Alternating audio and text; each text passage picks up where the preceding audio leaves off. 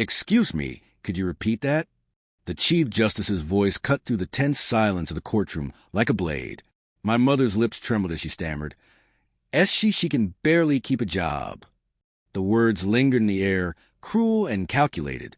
I felt my throat tighten, but I didn't move. The room's attention was on her now, not me, under the harsh white lights. She seemed smaller, almost fragile, her beige coat swallowing her trembling frame like a guilty child caught in a lie. Then the Chief Justice rose, his voice laced with disbelief and authority. "She's been a sitting judge for 6 years, ma'am." My mother's face drained of all color, and for the first time in my life, I didn't rush to rescue her. It wasn't always like this. There was a time I believed her criticism came from love, that her harshness was protection. "The world isn't kind to women who dream too high," she'd say, pulling my hair into a tight bun before school. "Better you learn that from me than from them." But her lessons left bruises that love couldn't justify. Every victory I earned, she found a way to minimize. When I graduated law school, she told my aunt, "Let's see how long this phase lasts." It wasn't guidance. It was control. And still, I kept forgiving her, even after she turned my father against me, even after she whispered lies about my career.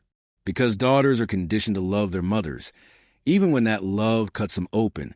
The betrayal came quietly, the way true betrayals do. When I was nominated for a high court seat, the dream I bled for, I thought she'd finally be proud.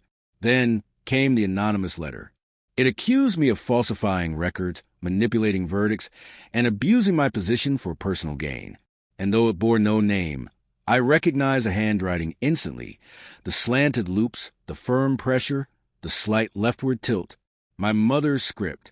I didn't want to believe it. Not until I saw the return address, her street, her house number.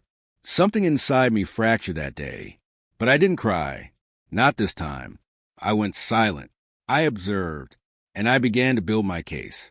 The Judicial Council opened an inquiry. My colleagues whispered, avoided my gaze. She thought she destroyed me. But I wasn't her frightened daughter anymore. I was a judge, and I knew how to prove the truth. Piece by piece, I gathered my evidence. The stationery came from a local shop 2 streets from her home. I quietly subpoenaed the security footage through a trusted colleague. There she was, my mother, in her navy coat, paying in cash.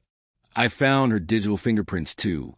The emails, the phone calls to citizens she persuaded to testify against me. Each discovery was another nail in the coffin of her lie. When the hearing arrived, she looked confident, almost self-righteous. She took the stand and began in her familiar tone, the polished, sweetly maternal one. "She's my daughter," she said softly, "but she's unstable. She jumps from one thing to another. I'm only trying to protect the dignity of the position." That word, protect, twisted like a knife in my chest.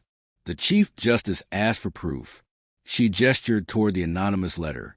"I received it from someone close to her," she claimed. The room seemed to exhale. That's when I stood, calm, collected, a storm contained in heels. "Your Honor," I said, "with your permission, I'd like to submit additional evidence into the record." Her eyes darted to me. Confusion first, then fear. She knew that tone. I'd learned it from her. Cold, controlled, final. I handed the folder to the bench.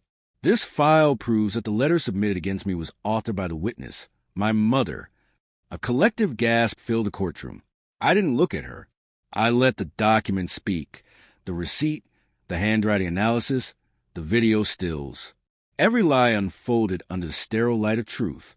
When the Chief Justice rose again and said, "She's been a judge for 6 years," it wasn't just a statement. It was a verdict. My mother's lips quivered. Her eyes darted around, realizing too late that she was standing inside a courtroom constructed by her daughter's resolve. After the hearing, the messages came, endless and desperate.